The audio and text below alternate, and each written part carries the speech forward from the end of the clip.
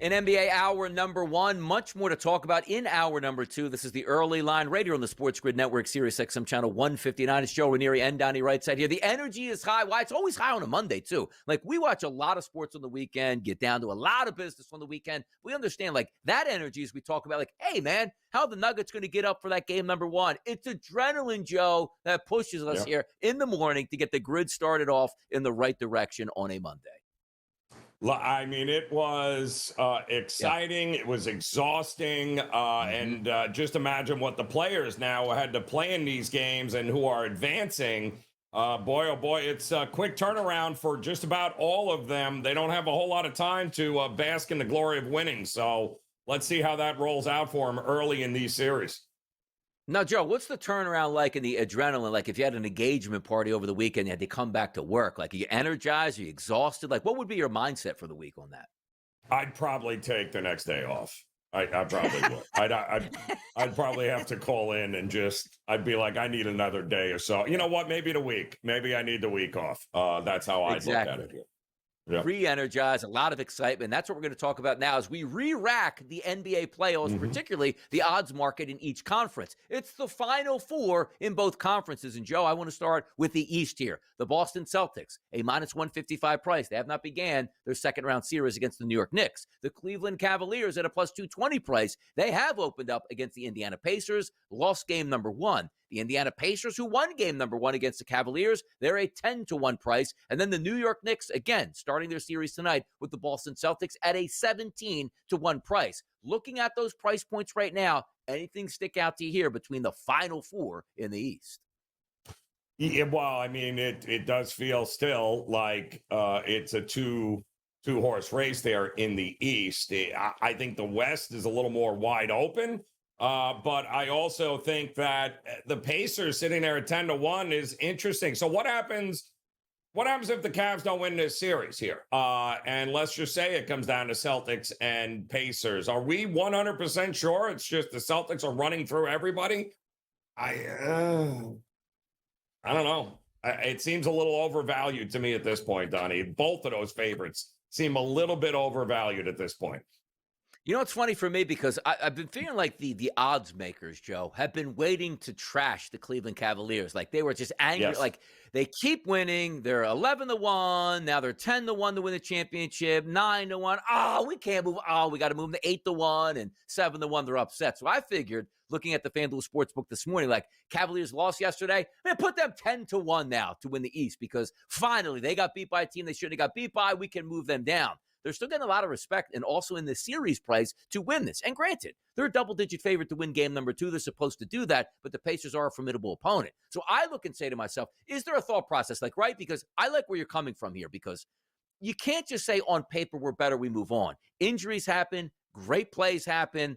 Shorter series here as opposed to, we'll get them next month when we see them. Like, you better be playing your best basketball right now. Is there a chance that it's smart just to take a flyer on the Pacers and the Knicks at 10-1 and 17-1 and say, I don't think we're getting 4-game sweeps, which obviously you can't in the Cavaliers series, but even in the Boston Celtics, like being competitive? Or is it just going to be the foregone conclusion we've talked about for so many months here? It's just Cleveland and it's Boston, and don't worry about the rest.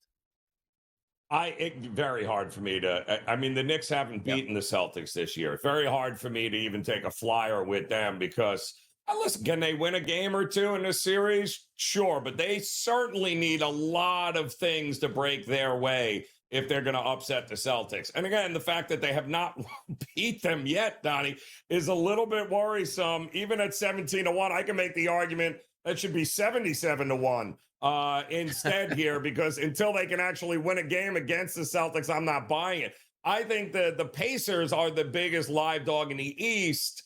In the West, I can make a case for all of those teams actually advancing and winning. By the way, if we do look at the Knicks, you're right about that because you look at the talent and say, oh, man, 17-1. You just saw like the Pacers go into Cleveland, win that game. Why can't the Knicks at least battle the Celtics? But then you're thinking about down the road. Like, let's just say like chalk holds between the Cavaliers and the Pacers. So now you're saying, all right, Knicks, you have to beat not only the Boston Celtics, which you can't beat upper echelon teams. Then if you do beat the Celtics, You got to double down and beat the Cavaliers, which is something that you really can't do in the regular season. And then to win a championship, it's probably going to be the Thunder, which is something you couldn't do in the regular season. You have to win that as well. So battling the MO of the regular season is we handle our business against average teams. Anybody that's above average, we don't do business there. And maybe the Knicks can certainly change that narrative. We don't know, but we'll certainly find out. You get a temperature test once they take on the Celtics here for game number 1. But let's talk about the Western Conference too, because OKC, to me, the best team all season, the best team in the NBA, priced appropriately at a minus 220 price, which is hefty. That's not to win the championship. That's just to win the Western Conference. The Timberwolves plus 430. The Golden State Warriors plus 850. The Nuggets 11-1. To me, more pedigree per se in the Western Conference of the teams that we're asking you to say, who do you want to take a flyer on? We just talked about the Pacers and the Knicks, quality squads, tough opponents. We'll see what happens. But the Timberwolves, that next up-and-coming team, the Golden State Warriors, championship pedigree. Just a few years ago, Joe, the Nuggets, championship pedigree. What gives here outside of OKC in the West for you? Yeah, it's a coin flip in some of these spots here. I mean, listen, the Thunder should obviously be a big favorite over the Nuggets. But this Timberwolves Warrior series, I think, is fascinating because whoever comes out of that, and let's just say the Thunder win and beat the Nuggets here, that's great. But whoever comes out of the Warriors and Timberwolves series is very much alive of giving the Thunder a big issue here. I think the Pacers would give the Celtics more of a problem than the Cavaliers right now because I don't think Garland will be back anytime soon. I can tell you that now, and I think that's a problem for the Cavaliers. The Timberwolves and Warriors, if the Warriors keep getting that version of Buddy Hield, good luck trying to beat that team in a 7-game series with Jimmy Butler and Steph Curry. I think that's the more important series out of them. Now, what was interesting, too, is, again, we're waiting on these series to begin outside of Cleveland and Indiana, which, again, Cleveland got beat by the Pacers in game number 1 of round number 2. If I ask you this question, Joe, for just game number 1s, you're obviously going to have the Boston Celtics and the New York Knicks, OKC taking on the Denver Nuggets, and the Timberwolves taking on the Warriors. What's the shock game here? Are we getting another shock game in game number 1 where that road team can pull the outright upset in game number 1 and take a series lead? Who would that be for you? Well, the Knicks would be the big, and I kind of hope they do. I kind of hope the Knicks come out and win game 1. And let's face it, the Celtics have been atrocious at home. I mean, they're always a monster favorite, and it's always do or die in spots along this lines. But if the Knicks come out and win game 1 of that series, I'll take a second mortgage out to whatever that number is for the Celtics. I will bet it at that point in the series. But B, I can tell you right now, that will be the shock of all shocks of all of these game 1s coming up. I don't think, despite the market having the Cleveland Cavaliers as an 8.5-point favorite in game 1, I don't know how shocking the Pacers beating them in game 1 was. I think the Knicks beating the Celtics would be over the top. I don't know anybody seeing that coming. Yeah, it's going to be fun to watch it play out because, again, today, like the coach is going to join us here shortly to talk some NBA action. You got a doubleheader tonight. It's the Knicks and the Celtics. Like, that's going to be fun. I don't care what the spread says. You're talking about two of the paramount franchises here on the East Coast going toe-to-toe. And then you have OKC still trying to get that respect from the general public here going up against the Denver Nuggets as heavy favorites as well. Then tomorrow, you have the Cleveland Cavaliers looking to jump back into the fight here and even up that series. And then the Warriors and the Timberwolves get underway from Minnesota. So it's a good time in the NBA right now. The Final Four in each conference here. Doubleheaders tonight, doubleheaders tomorrow. We expect a lot of excitement. NBA Hot Topics continue. Yes, we had to take a break here to talk some college football. Why not? By the way, college football right around the corner. Already done spring practices and spring games at this point. Before you know, we'll be breaking down a preseason top 20 there. But before we do that, we do have some NBA topics to tackle, which includes Gregg Popovich. After 29 seasons as head coach of the San Antonio Spurs, will be moved into the front office. Medical issues here sort of derailed his head coaching. Hopefully everything is well, but he will move into the front office here, Joe. Yeah, and I mean, listen, there is nobody. I mean, look at them. 5 championships. I mean, the culture there, unbelievable. You know, we see this a lot with guys that have spent their entire careers and had that much success. They get the old cushy office job in the corner. Lakers have done this. Pat Riley's still doing it. It's nice. Enjoy yourselves, and he'll be there as long as he wants to be there. And quite honestly, he earned it. So one of the greatest ever to be on the sidelines for sure. No doubt about it. They're looking at 5-time NBA champion, 3-time coach of the year, 1,400 plus wins, 29 seasons. Certainly was the pulse of the San Antonio Spurs through a couple of different regimes here. Mitch Johnson, never heard of the guy. He's going to be the new head coach. Then we take a look at the Memphis Grizzlies. Never heard of that head coach. Tomas Tuiasosopo, I believe is his name, will be the new head coach. What do you think about that name? You like that, Tuiasosopo, for that pronunciation? Does he drink beer out of a shoe? I'm not quite sure if that's the same guy, but it's a better attempt than I would have given it, Donnie. I'll tell you that. But yeah, no. Kudos to Memphis. I'm wondering if he can rein in John Morant. That's going to be the interesting thing there. Bring the box of grenades, man. Hand in hand, baby. Let's get after it here for Memphis next season. But here's a bet. Here's a great topic, though. I love this, and it never stops. Like, the Lakers are out of the playoffs. Like, man, what other talking point do you have with the Lakers? Where is LeBron going to go next year? Will he retire? Will he force a trade? But now we're getting news that LeBron gutted it out so much that he might not even able to play in another postseason game, even if they won game number 5. LeBron James, what a warrior. Yeah, great. Injured his knee in the Lakers. The problem was he looked just as bad in games 1, 2, and 3, as well as 4 before the knee injury. So I'm not quite sure if that had anything really to do with it. Does that mean, though, that he's going to miss the first 6 months of the next season? Is that what he'll only be available for the playoffs? Any Chris Paul like banana boat parties out there? Pictures from like Cancun? Or is he going to have to be rehabbing at that point? By the way, I do love the NBA, and it always dates back to remember Shaquille O'Neal be like, "Hey, buddy, your pinky toe needs to be operated on." He'd be like, "Look, I'm having fun in my summer. I'll see you in mid-October, then get the surgery, and I'll be back by Christmas time because I'm not missing out on my summer here." We'll see what LeBron James does, but I didn't even see that topic to talk about where LeBron was like, "Man, I was injured so bad. I finished that game, but I don't think I would be able to play the rest of the playoffs." It's LeBron James leaving it all out there all the time, man. Yeah. Oh, yeah, it's unbelievable. Great character there. That was good stuff there. Except you stunk in game 4 too, so I'm not quite sure that the knee had anything to do with it. Game 7s, we love them, particularly in the NHL and also in the NBA. A lot of drama, a lot of intrigue, and sometimes some performances we are going to question here, and that's what we're going to do now. It's Donnie Rightside, it's Joe Ranieri, and now we have the coach, James Young, in to break down some things that did happen and maybe should have happened. Coach, how are we feeling today on a Monday? Oh, it's great to be on with you guys. Game 1 Knicks tonight. We'll talk about that at the end of the hour. Is how much am I sweating? Probably a whole hell of a lot. But it's Monday morning. It's dreary and rainy outside, but it's always sunny when I get to talk to you two on this fine morning. See that? Just look, you want to host hour number 3, JY, you can have a solo mission and get after it and have some fun with that nice little bringing right here. But also, we're not singing the praises down in Houston today. Why is that? The Golden State Warriors 103-89 in a Game 7 victory over the Houston Rockets. Similar to what we've seen previously. We were waiting for this. Boy, we don't think that the Houston Rockets can win Game 6 back in Golden State. They did that. Momentum back for Houston. Coach, what happened to the Rockets? Jalen Green. Let's call it what it is. I mean, Jalen Green had a horrific game 1, 38 points in game number 2. Incredible. And proceeded to, the rest of the series. And here's the thing, guys. Like, if you close your eyes and you say, "Oh my God, Steph Curry's got 3 points at the halftime," you're like, psh, Rockets by 20. Like, it's already over. But all of a sudden, Bad Buddy showed up. Bad Buddy made more threes than the entire Rockets team last night. 9-6.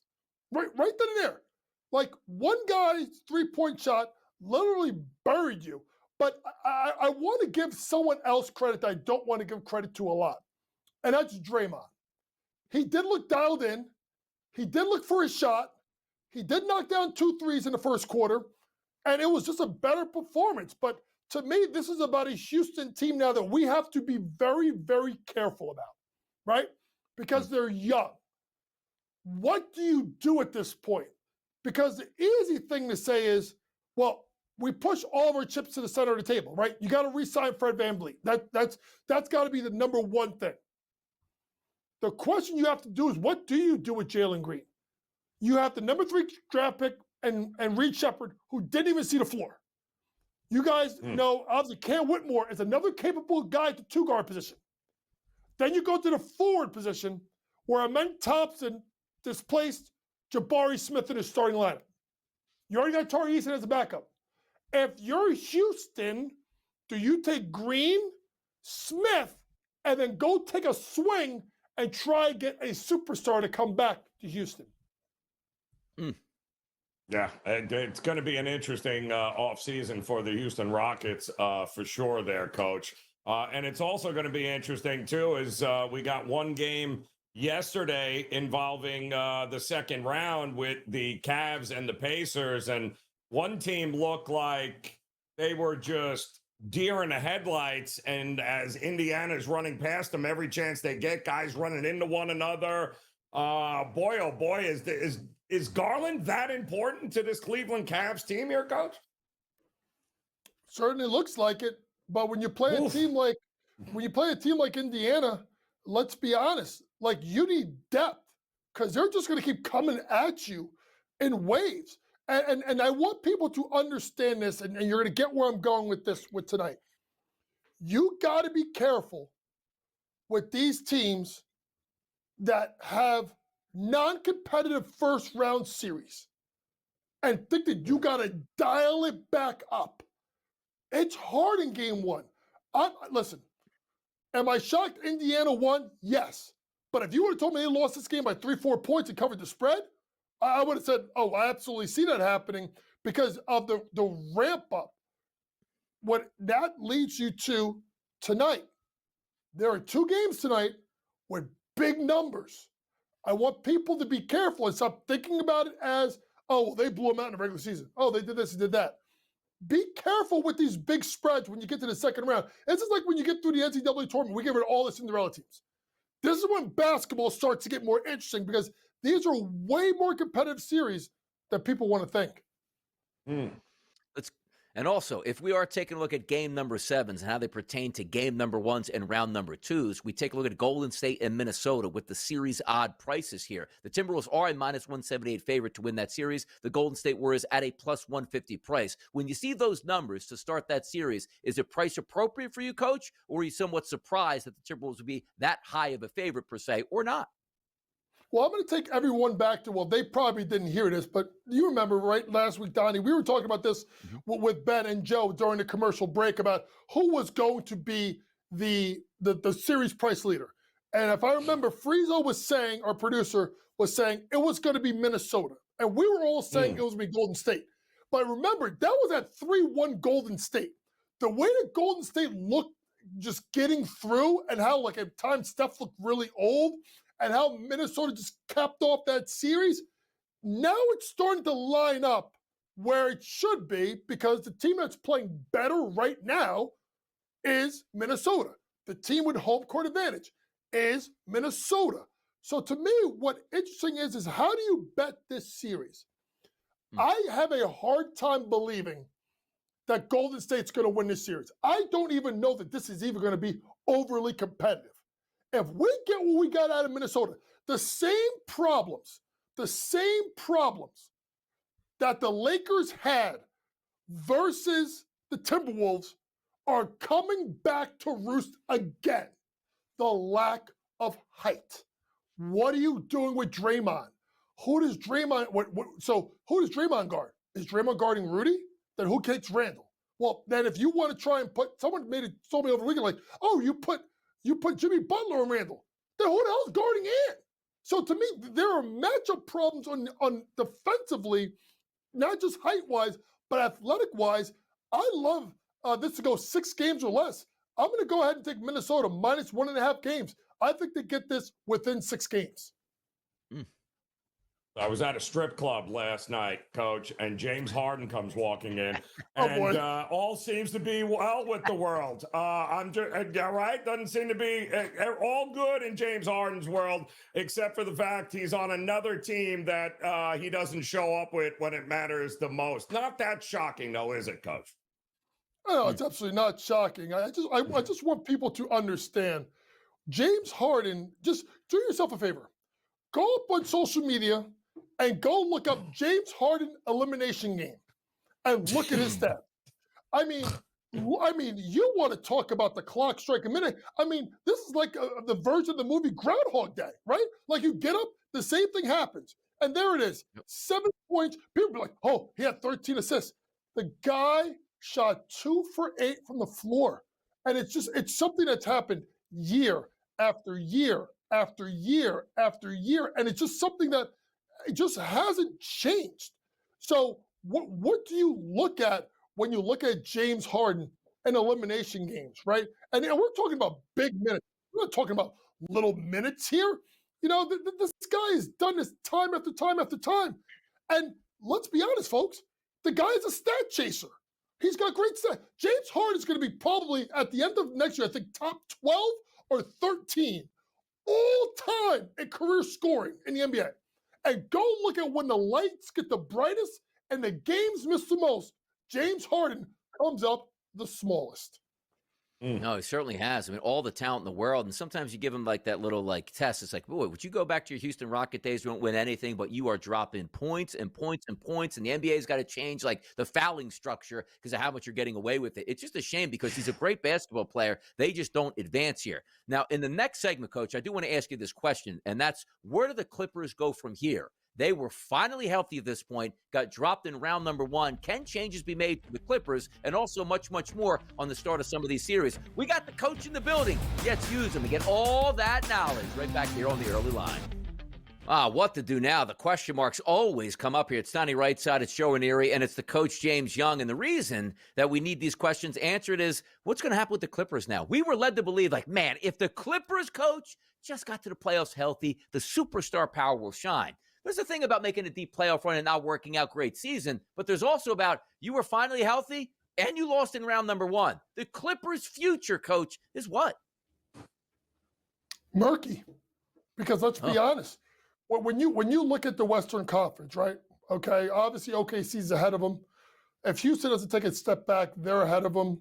You know, you expect the Lakers to I don't know, maybe be better next year. Right? You expect teams to jump up.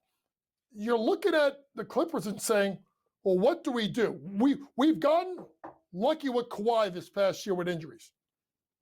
How long is that going to last? James Harden is, I think, 35, 36 years old. How long is that going to last? Yeah, Zubac was absolutely fantastic. We get it. Ty Lue is one of the best coaches in the league. Steve Ballmer is not afraid to spend money. But you find yourself in an interesting part of you could be irrelevant rather quickly in a competitive Western Conference. I'm going to throw something out there where I think should be considered. I think you trade Kawhi Leonard while the value is at its highest now. If you don't think you're going to be able to be a perennial team that's going to make it to the second round and or deeper in the Western Conference, to me, you're either winning or you're rebuilding. And I'm worried about the Clippers team falling back, particularly if Kawhi gets injured, right? Because then you're relying on James Harden. I think they should consider trading Kawhi. They got through the first season of the new arena, right? So they're fine. They're set up. It was a ton of money. Ballmer had to go in. This is where he should smartly say, let me look at the longevity of this. Kawhi Leonard off of his year, maybe considered again to be a top 10 player of the NBA currently, if he's healthy. I think you trade him and you try to extend it to the future. I'll tell you right now, the team that's playing, that just got knocked out last night, if I'm Houston, I'm calling them right now. I'll give you Jabari. I'll give you Jabari Smith. I'll give you Jalen Green. And I'll give you a couple of picks. And we'll take Kawhi Leonard. And then you put Kawhi Leonard in that front court with Amen Thompson and Alperen Şengün. And then you put Reed Shepherd in the backcourt along with Fred VanVleet. You can't tell me that team can't go to a Western Conference final if they get someone like the Claw playing in Houston, especially with the way he plays defense as well. So we got to look now ahead for this Denver team. I mean, they do have the ring, Coach. And Donnie and I were talking. The best player is still on the Denver Nuggets team that's going to be in this series, and that's still saying a lot here. They split the season series, I think, 2 games apiece. Well, I mean, this is a monster number here for the OKC team in the series. Does Denver have a puncher's shot in your opinion? They do, because they have the best player in the world. And, I think, guys, game 6, okay, they didn't close it out. But 5 and 7, they looked as good as they've looked all year. All year. Both sides of the ball. And to me, this series is going to depend on, and they did it on Saturday night, it's going to depend on Aaron Gordon and Michael Porter Jr. Aaron Gordon and Michael Porter Jr., I think, scored 39 points, if I'm not mistaken, in game number 7. I think Zubac, Harden, and Kawhi scored like 41. It was like something like crazy close.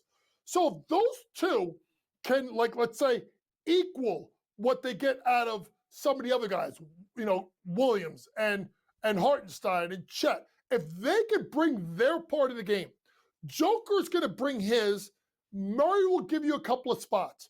I think OKC wins this series, but I think it's in 6. So I'm going to take the Nuggets plus 2.5 games. I think they find a way to get 2 games here in this series because of their star power, Nikola Jokic. And I do think they're going to play much better, particularly, guys, ready, on the defensive end of the floor. That's the difference that I saw this, the last couple of games down the stretch after they fired Michael Malone. Yeah, I like the 2.5 game look. I do, because even if you win in 6 here for OKC, that's a great series win, 4-2 over the Denver Nuggets. So many times you get caught up and oh, that's not impressive. They won it in 6 games. What are we talking about? Final 4 in the Western and the Eastern Conference, man. You win it in 6, you're doing your job here and can advance, which then brings us up to game number 1 and what the expectations tonight, Coach, will be. 9:30 tip time. It's the Nuggets and OKC, a 9.5-point favorite here at the FanDuel Sportsbook, and a 225.5 total. There are many ways to play this game, but the one thing that Joe and I talked about in hour number 1, Coach, is what version of each team are we getting? Rested and ready OKC. They should be good. The Denver Nuggets, that whole rush of winning a game number 7 in their own building, then got to pick up and fly to a new city. What's your expectations tonight? And also with the spread as well. Well, here's the key thing to look at, guys. Yes, Jamal 42 minutes, Christian Braun 38 minutes, Joker 32, Porter 30. I'm taking the points. I'm taking the 9.5. There's just something to me about the rev back up after winning an easy series. And I know OKC, it was a tight game in game 4. They rolled that series. They weren't even paying attention game 4 once they knew Ja was out. I do like the plus 9.5 points tonight with the Denver Nuggets. I think they're going to keep it competitive. Remember, they got blown out in a back-to-back, home, and then the next game they won by 20. So I think I like them. 2 people look at, Russ is home. Russell Westbrook, over 10.5 points, 7 out of the last 8. He's going to play a role in this series. Look at Russ. And then SGA. If I am Denver, I'm making him a distributor. I'm going to make anybody else beat me. You can find SGA over 6.5 assists at plus money. Look for that to happen again tonight as well. Yeah, I like some of those looks that you're going with there, too, because if you are looking at Russell Westbrook, he's been that energy bunny off the bench, and if you were betting him the past 2 games, he's playing a lot of minutes and being involved, whether it's points, rebounds, or assists here, he's only listed at 10.5. The one thing that we do know is that doesn't go into the algorithm, Coach, right, as we talk about. We understand humans and how they connect with their city. You think Russ is coming to town to go 1 for 3 from the floor, score 3 points, and have 1 rebound tonight in OKC? Stop the madness. The Knicks are up next against the Celtics. Upset City? Let's talk about it, Coach. Right back in at hour number 2. We're talking NBA action. The Coach James Young is here with us today. Myself and Joe Ranieri having a lot of fun talking about this. Also, I'm seeing on the FanDuel Sportsbook here, Coach, it says win playoff tickets or an NBA jersey. It has the Knicks on there. So if you get involved with the FanDuel Sportsbook, you could get some Knicks tickets here, which certainly will be a hot commodity for game number 3 in the Garden. But before, Coach, We get to game number 3 in the Garden. We got game number 1 in the TD Garden in Boston tonight. A 9-point favorite for the Celtics. A total of 212.5. Brunson and the boys headed up I-95 to Beantown. What happens tonight, whether or not you're a fan or not? Well, listen, the Knicks are in a tough spot in this series because you're going to go look at the season series and see the Knicks got lost all 4 games, right? 3 of them were absolute blowouts. But I want to pay attention to the last one, the 119-117 win. Why? It was the only game that New York was whole. That includes Mitchell Robinson, who played some pretty decent minutes in the first round series versus Detroit. I expect this to be more competitive than people think. I don't think the Knicks win game 1, but I think they throw a really hard punch. I'm going to take the 9 points here and look at the fact that I think that they're going to keep this game somewhat competitive. Like the series we talked about last break with Denver and OKC. I like the Knicks in plus 2.5 games. I think the Knicks are going to find a way to maybe, I don't know if it's game 1, maybe get a split, and then could Brunson steal you another game and you lose 4-2? Value bet. Josh Hart to lead the series in rebounding at about 7-1 on FanDuel. Hear me out. The 2 people, Tatum, I can see why he's up there. But if you look at Cat as a second person, Cat's got to go chase Porzingis at the 3-point line. He can't go to the 3-point line and then rush in. Josh Hart turns into an absolute maniac when it comes to the playoffs and his rebounding numbers. He gets about 8.7 rebounds per game versus Boston during the regular season. I like Josh Hart to lead the series in rebounding, and that leads me to game 1, taking Josh Hart over 19.5 points plus rebounds. Over 3 straight. 5 out of 6 versus Boston. I think if you're Boston, you're thinking about Cat, you're thinking about Brunson. That 10.5 total for points, 19.5 with the rebounds, is a low number. Josh Hart goes over points plus rebounds tonight and leads the series at rebounding at 7-1. I know they posted earlier today the Celtics injury report, coach, clean. They're saying Holiday is back. He is playing in this game. He's not on the injury report. He missed the last 3 games against Orlando. I mean, how dangerous are these Celtics here with Holiday in the lineup? I'll tell you what, Joe, you're fantastic. You know why? My other prop tonight was Drew Holiday over 12.5 points with rebounds. And no, I did not set Joe up for that. Joe went there by himself. Why? Over 7 of the last 8 versus the New York Knicks. He's got to play big minutes versus Brunson particularly. So if you look at it like I looked at it the other way, where you look at the secondary guys to be the scorers, look for someone like Drew Holiday over 12.5 points plus rebounds. He may get there in points alone because if you're in New York, who are you thinking about? Tatum, Brown, Porzingis. Someone gets loose. I'm going to trust it's going to be the one with the lower number than Derek White. That's Drew Holiday over 12.5 tonight. We're going to have some fun watching game number 1, Coach, but let's talk about the totality of the series in itself. Before we tip tonight, take a look at the FanDuel Sportsbook on the series price odds. The New York Knicks, a plus 590 underdog. The favorites, of course, the Boston Celtics at minus 850 live. You take a look at the series prices, Boston minus 2.5 games at a minus 128, and the shortest is game number 5 at plus 198. Setting up this series, yes, the Celtics one of the best teams in the NBA, reigning world champions. What success can we have with the Knicks, even if they don't win the series? Is it short? Is it long? What's the prognosis, Coach? I think it goes 6 as well.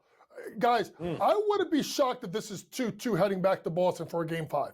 I can see split happening because the Knicks are going to get one because Boston's just going to shoot it abysmally from 3. And you're going to get a second one probably because Brunson's going to steal one for you. If this is 1-1, and here's the way you want to do it. If you are liking Boston, let this thing get to 1-1, then jump on Boston. But right now, before the series starts, New York Knicks plus 2.5 games at plus money. They find a way to get this to 6 games. Let's see what happens tonight. Game number 1, TD Garden, exciting way all the way through. Now, Coach, usually take us out to the break. Give me a little Bernard King right now. Can you say it? A little Bernard King. And stop saying Brunson's the greatest Knick. I could be the greatest Knick. I played bowling. Hour number 3 officially underway right here on the Early Line Sirius XM Channel 159 SportsGrid Network. Donnie Rightside along with Joe Ranieri. The energy is high. We're ready to go. The previews are here, reaching out to the public. Everything we will do in hour number 3 is designed, Joe, to get the people involved in tonight's action. And there is plenty of it here, Donnie. It feels like second round is going to be even more exciting than what we just got with all those game 7s in the first round. By the way, let me ask you this question, too. Like, we had a segment where we talked about, like, interim head coaches becoming head coaches. Never heard of them before. Like, we just got Utah Jazz have extended their head coach, Will Hardy. Had no idea Will Hardy was a head coach, who that is, but he says he's humbled and he's honored to be extended in Utah because he had a sensational year last year, Coach. What do you feel about that? He's actually a pretty good coach that had zero. He got more out of the lack of talent on that team than many would. I like Will Hardy. I'm glad they wrapped him up. And Utah needs to be relevant again because it was pretty fun when they were that last decade. Yeah, what's going to happen when Utah doesn't get Cooper Flagg and he heads to Philadelphia? Is Will Hardy going to want to coach the Philadelphia 76ers next year? We will find out. But you know what we got to do now? This is the time we reach out to the public, Joe. We want to hear their responses to some of the questions that we ask. On our SportsGrid account, the Fade the Public poll today goes as followed. Who will win tonight's NBA playoff games? There are 4 choices, obviously, because there's 2 games. Celtics Nuggets, Celtics Thunder, Knicks Nuggets, Knicks and Thunder. If we look at the results here, overwhelming. People love themselves, Joe Ranieri, some public favorites here. 64% voted. Celtics, heavy favorite. Thunder, heavy favorite to both win. Are you shaking from the norm tonight here? It's kind of hard. I mean, look at the numbers in these games here. We're talking about multiple possession spreads, home teams, rested. This is a tough game 1 here tonight. But being the contrarian, Donnie, I have no choice but to go the Denver Nuggets and New York Knicks win tonight and throw a complete wrench into everything. Wow, the low men on the totem pole, the Knicks and the Nuggets, 6.1% of the betting public coming in, fading the public. Joe Ranieri is absolutely doing that, which then brings us into, all right, we do have a doubleheader tonight to talk about and have some fun with, as we've been doing there, catching up on the live lines right now on the FanDuel Sportsbook. Game number 1, we'll start there. The New York Knicks and the Boston Celtics. Just had the coach on to talk about that game and that series and how it plays out. The one thing we do know is that the New York Knicks really haven't done all that well against upper echelon teams. You know, who's an upper echelon team? It's the Boston Celtics. Let's start with the spread. 9 points tonight. Is there a chance that Boston wins this game and doesn't cover? Or, as you said, maybe a chance for the Knicks to pull the upset in surprise fashion for game number 1? It's rough. I mean, the Knicks this year, 2-14 against the spread versus the top 6 NBA teams this season. And they were losing by an average of just about 10 points, Donnie, not covering the numbers. So this is brutal. But what I don't think they're going to roll over. I think they will be ready. They don't have as much depth. I don't, and I have not all year backed the Celtics with this kind of spread at home because, Donnie, they didn't cover them. They didn't cover them at all. You were burning money this year laying this kind of number here against teams. And while the Knicks have not had a ton of success against the Celtics this season, it feels like points are coming. It feels like it's going to be raining threes from all over the place. Wow. 212.5 is just a little low for my taste. I don't think we're going to get the lockdown, sacrifice your body defense effort here. I think this is going to be a little bit of a shootout here. Plus the overs right now are on a 14-5 playoff run. Now, if we take a look at this game, too, if you think there's points, that's great, because then that opens Pandora's box to see if we can get some guys to push through their points prop, 3-point props, and so forth. If there's a player, maybe, from each team, Joe, that you're watching tonight that you say, you know what, this guy on each team might be bettable for me tonight, who might those guys be? Tatum, to me, he's had a couple extra days rest now, so whatever that wrist issue, I'm sure won't be that much of a problem. And his points prop, I think 27.5 is what I saw it at here. And when he has faced the Knicks 4 times this season, he has scored 37, 40, 25, and 32 in those games. I could see him also having a very successful night. And I think the coach nailed it with Josh Hart. I think he is a guy, his PRA, 24.5 points, rebounds, and assists. I think we need to go up and over that. He, against the Celtics this year, 28, 40, and 28 combined points, rebounds, and assists. I think there's value in both those numbers to the over.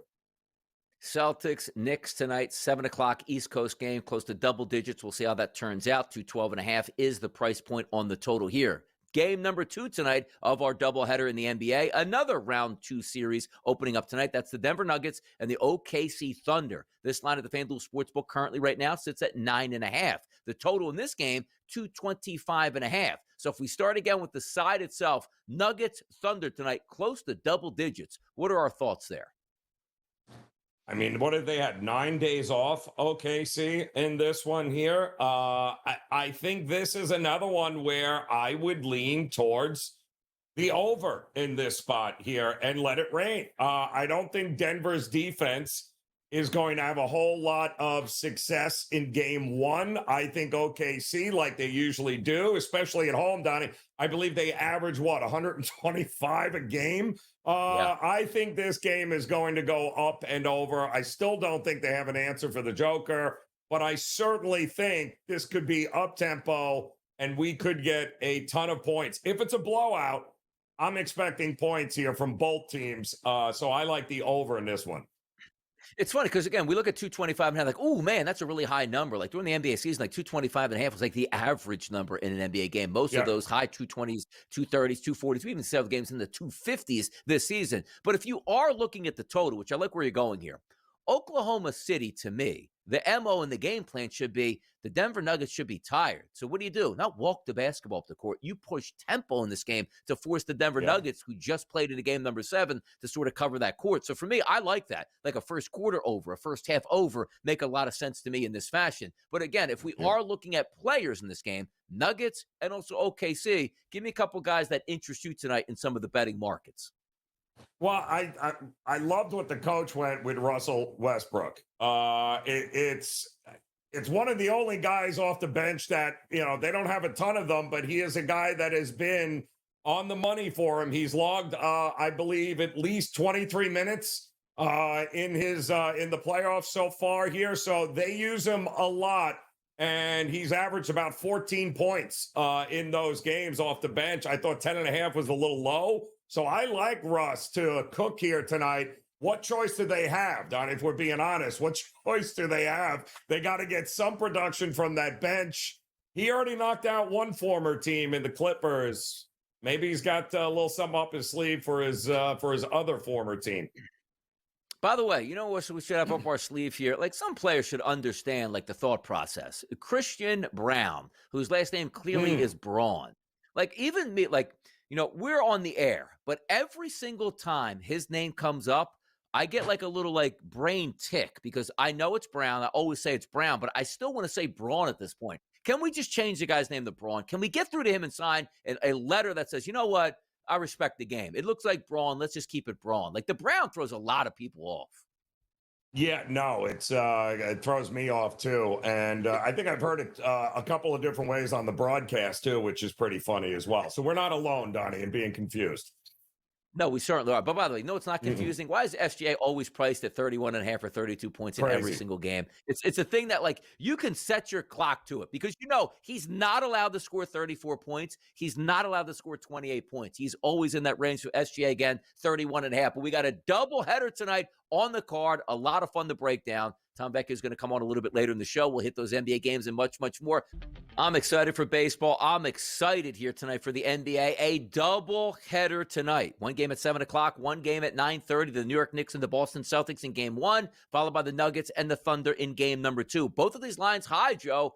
9.5s and 9s respectively here. Before we break down the games and give some analysis on this and take a look at some of the points props, rebounds props that we might like tonight, excitement level for you. Is it for the Knicks, Celtics, Nuggets, or Thunder? Like, if I had to give you one game to watch tonight, which game you watching?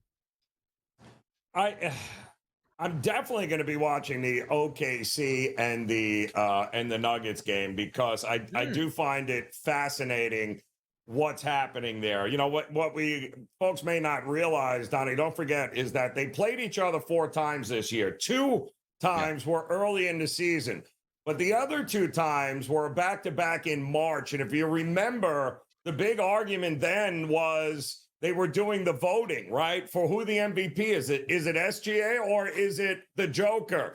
Back and forth. They are saying at some point during this series, they are going to announce who that MVP award winner is. And it really came down to those 2. So I think it's going to be great watching those 2 battle. And boy, oh boy, if one guy has a great game here tonight, the other one doesn't, but turns out to win the MVP award, let the fun begin and the screaming and yelling begin. But I just think there's better storylines right now with Denver and OKC. And what do you get from a team that hasn't played in 9 days, Donnie? What do you get from them early on here? Exactly. Is it rust? Are you ready? Are we ready to go at this point? If we are looking at the 2 games for me, of course it's going to be the 7 o'clock game I'm most excited for because I will not be awake for the 9:30 game. To a nice early wake-up call for a special the early line tomorrow. So for me, I'm looking forward to that Knicks Celtics game, which anyway would have been my answer because I just like the East Coast, the old school rivalry to see how that game kicks off. But again, we have 2 close to double-digit spreads. So let's focus on the first game tonight. It's the Knicks and the Celtics, 7 o'clock start. Line opened at the FanDuel Sportsbook at 9, still sits at 9. Let me start here with you. Tonight, by the time this game tips at 7 o'clock, Joe, where's this spread at? Oh, I think it's going to be back and forth between 9.5. I don't think it's going to fluctuate a whole lot from there. The total is going to be the interesting thing to me as to whether or not this starts to creep up. Again, Holiday looks like he is a go. He has practiced. He was not listed on the injury report. Neither is Jaylen Brown. So for our person, Donnie, looks like it's a clean bill of health here for the entire Celtics roster. But again, we've seen some issues this year with the Knicks against elite teams. Celtics are absolutely elite. They're going to need some things to go well. I'm not running to the window to back a Celtics team laying that kind of number at home this year. It has been a losing proposition. The Knicks are experienced. They are certainly, I think the Knicks' chances of making hay in this series happens early in this series. I think the longer the series goes, the depth and the shooting of Boston will be too much for the Knicks, but I would not be shocked if the Knicks have a chance to win this game in the final couple of minutes in Boston tonight. I wouldn't be shocked at that at all. Lining up the A options and the B options tonight. It's very interesting here at the FanDuel Sportsbook for player points props here. You take a look at Jason Tatum, 27.5. You know what? Brunson counters with a 27.5. Jaylen Brown, 20.5. How about Karl Anthony Towns? 20.5 as well. If I gave you a tandem, or maybe you want to pick one from each team, if we go Tatum and Brunson, 27.5, which way would you go over under? And also Brown and Karl Anthony Towns, 20.5. Which side might you go over and under on? Well, I got to go over on both the Knicks sides because without them, where are we at? Right? What's going to happen? They're going to need both of those guys to be there in a big way. I do think it's going to be interesting. Who does Holiday guard? It was a hamstring problem, and hamstring issues this time of year, Donnie, are a little head scratching. If you got to be you chasing Jalen Brunson around, like who exactly is Holiday guarding in this spot? I think that also the chess match there is going to be interesting to watch. But without Brunson and Cat, the Knicks are just dead on arrival. So I would look to back those 2 guys over, and I like the over for the game. Yeah, it's always fun to look at also the 3-point prop margins here. Jason Tatum, 3.5, which means he has to make 4. That's a plus 130 price. Jalen Brunson to make 3. That's a plus 130 price. Jaylen Brown at 1.5 at a plus 102 price. Then Karl Anthony Towns. Derek White's actually listed 3.5 at a plus 142 price at this point. Mikal Bridges over 1.5 at a minus 110. So some interesting numbers there nonetheless. But that's game number 1. Game number 2 tonight. 585, 586 on the rotation. That's the Nuggets and the Thunder. 9:30 tip time from OKC tonight. That line opened up at 9.5, still sits at 9.5, and we'll start there again. Does this line see 10 tonight, or is that just too glaring where the public goes, 10? That's crazy. That could very well continue to creep up and could get to double digits. But I do think, again, this number has been on the board for a little time now, Donnie. So the fact that I think it opened up 8.5, we've seen it get as high as 9.5. I haven't seen double digits yet. but it wouldn't shock me if prior, because this is the second game of the night, right? So you could get a ton of public money trying to make back whoever they bet on the Knicks and Boston game if it doesn't cover, trying to get it back here on OKC. 10 points is a lot. I don't care what it is. The Thunder are more than capable, but at that point, why are we just not looking? If you think the Thunder are going to cover, how many points do they have to score in order to do that? I think their team total over is in play as well tonight.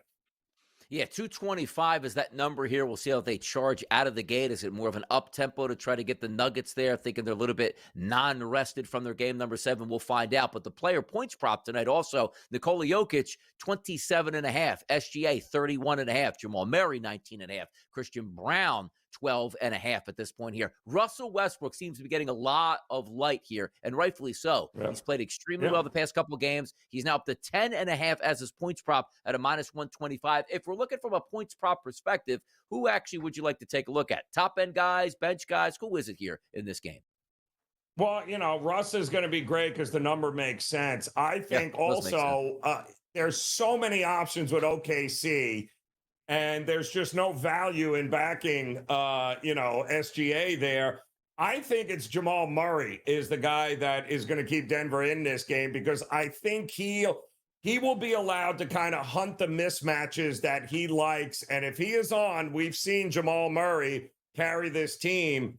I think he's the guy that's got to have the touch here tonight to keep the Nuggets involved in this game. So I'd look to back his point total over. It's pretty crazy. You take a look at the 3-point player props here in this game. As we just talked about the Celtics, multiple guys like 3.5s in that range. There are some guys at 2.5, but heavily plus money. Like Jamal Murray to make 3-point shots is 148. So is that true line more closer to 1.5 with a lot of juice? You take a look also here, 2.5 for Lou Dort. 2.5 at plus 158 on his number here. So essentially everybody really is at that 1.5 price here. So you could probably get some good, vibes on that. But also as a 225, if you look at the total tonight, Joe, right? You're liking the over more than the under in this game? I definitely think the over is the way to go. And it's a team that averages 120, 125 points a game here, including in the last series, which they ran through Memphis on. Again, Denver showed some moxie in that games in game 6 and 7, right? Or in 5 and 7, really, where the defense was ratcheted up. But again, coming out of that game 7, I think the defense isn't going to be great for Denver, which means, OKC is not taking their foot off the gas. I'm expecting points here tonight. Who can step up in this one, as we talked about at the top of the hour. It's like, hey, let's reach out to the public on a Fade the Public. Which two sides you think are going to win?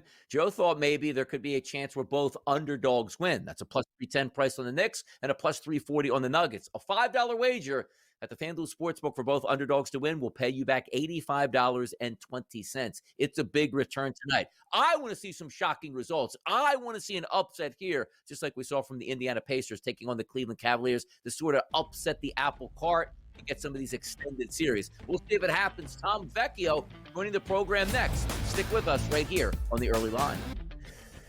The NBA, the association, a doubleheader tonight. One game at 7 o'clock, one game at 9:30. Expectations are blowouts, maybe with those totals. Maybe we can get an upset here. Donnie Rightside along with Joe Ranieri. Welcome in Tom Vecchio, my partner here on Sunday afternoons for Pro Baseball today. But now we need the expertise on the court itself. Tom, how we feeling? I'm doing great. Thanks for having me. Yeah, we're coming off an awesome day of pro baseball today. A lot of things we talked about came through. Diamondbacks money line, Royals money line, Bobby Witt for not just 2+ total bases, but 3+ total bases at plus 160. Cashed, I believe we cashed both pitcher props yesterday as well. It was a great day. Or it was big time. Look, this was big time. Why don't we just start talking baseball? Who says the NBA needs to get talked about? Well, the higher ups say the NBA has got to be talked about. Rightfully so. Big situations tonight. Before we get there, let's re-rack the odds here at the FanDuel Sportsbook, Tom, with you on the NBA championship prices. OKC still the favorite, plus 130. The Celtics plus 190. The Cavaliers take a minor step back with their loss at a 6-1 price. Any numbers there from favorites to really the underdogs look good to you? Well, I do have a Western Conference future on the Nuggets, and I know that they are in a very tough spot. I'm not looking to hedge just because the odds are so heavily in favor of the Thunder, but I do think there's a smidge of value when it comes to the Warriors. I think we're going to see somewhat of a similar series as we saw versus the Rockets. Like, if the Warriors get through it, A, it's not going to be quick, and B, it's not going to be easy. But a Western Conference team going up against OKC at such a long price, I at least have some interest in terms of the value that it offers. Do I think that they're better than OKC? No, of course not. I do think OKC is the better team, but I just like the number that's being hung right now by the books. Yeah, well, let's dive into, and it's going to be interesting, Tom, because there's a few series here in the second round where it looks like the markets and the public are just sticking a fork in these underdogs here. But talk to me about that game one here for Denver. What are you expecting from them in this spot here tonight? Tired legs, a lot of points, or can they shock the world? I would like to think that we're going to have points, and it's going to be a situation where I think OKC just does their thing. What have they done all year alongside with the Cavs outside of last night? For the most part, OKC, they've won by 15 points, by 20 points. They're 11-point favorites, 12-point favorites. They win by 25. So I expect the points to be there from OKC. I expect, obviously, a good amount of scoring from the Nuggets on the other side. And then I think we're going to be a spot for a market correction where we're like, okay, hang on. We're just going to be getting points, as we saw with OKC in the first round. Then that's the spot to start taking unders. So I'm going to be on the over for game one. But after that, it's going to be depending on where the lines move. I think we're going to start to see some unders. I have a lot of interest in player prop unders when it comes to the Nuggets because I think their players are being too efficient, specifically Russell Westbrook. He's shooting almost 42% from three, but the problem is that his three prop is 1.5, and it's like minus 180 on the under. So I like the under, I just don't like the odds that we're getting. And this may be a spot where we may never get the line that I want. I want a minus 150 on under 1.5 threes for Westbrook. That may never be there, though. Yeah, should be fun to watch it play out. Yeah, he's been playing well as well at this point, Westbrook. So we'll see where it steps up at this point. If we look at the earlier game tonight, the Celtics and the Knicks game, number one, -9 is a favorite towards the Celtics, and a 212.5 price point. Any props, any players, and which side do you like in this early game, Tom? So I like the Celtics, and this is something that I've often said with Joe on various shows. I like the Celtics. I just don't like that number. You give me the Celtics at an in-game -5. We'll talk about that because the thing for the Celtics this season is they've been winning, but they haven't necessarily been covering these large spreads at home. And this is one of the spots where it's like, yeah, I think they are the better team overall. I think they win the series ultimately 4-2, but I don't like them at a -9. Give me a 5, maybe a 6, and then that's something I'm going to be interested in live in game. And I know FanDuel has a live boost, I think, for that game specifically. So that's something I'm going to be keeping my eye on. I do like Porzingis in the series overall. I like him for scoring. I don't necessarily like his rebound prop. It was 6.5, and there's juice towards the over. So I'm going to look towards the under on Porzingis. He played I would say a modest role in the first series overall. Granted, some of those games turned to blowouts, but when we're seeing 2, 5, 6, 10, 6 rebounds, this is not something that I'm like, oh, he's going to be flying over this number game in and game out. I think he'll do some shooting, and I think the threes are more interesting for Porzingis, but not necessarily the rebounds. Are you buying this goes at least 6, Tom, this series? Yeah, I am. On BATR on Saturday morning when I was in studio, I like over 5.5. I was sitting at plus 100 at the time. I'm not sure what it is right now, but I think the Knicks will steal 2 games. 1, because Brunson has some late game heroics, and then 2, because the Celtics, they shoot a million threes, but they're at one game they'll be on the bad side of variance, and they just won't hit a ton. So that's 2 losses right there. Brunson steals 1, bad shooting from the Celtics, but ultimately they are the better team, and that will kind of even out, and they'll win the series 4-2 is what I think.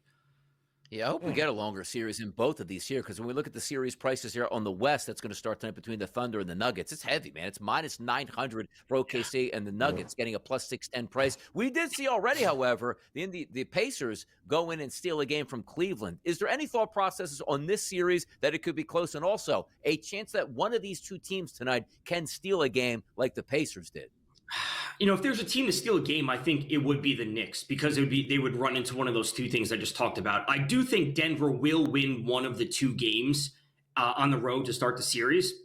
I could see going OKC, Denver, OKC, and then Denver's going to have to win a game on the road in game 5, that would be. So if there's going to be any team to win a road game, I think it's the Knicks to start things off, just because we've seen some bad performances from the Celtics. They started off slow in some quarters against the Magic, even when they were at home in the first 2 games of that series. The Magic played slow, they played physical, they forced them to shoot tough threes. And again, there's a part that the Celtics just will be on the bad side of shooting variance. So I think the Knicks could come away with one of the wins today, but then the Nuggets, they're going to win game 2, I think.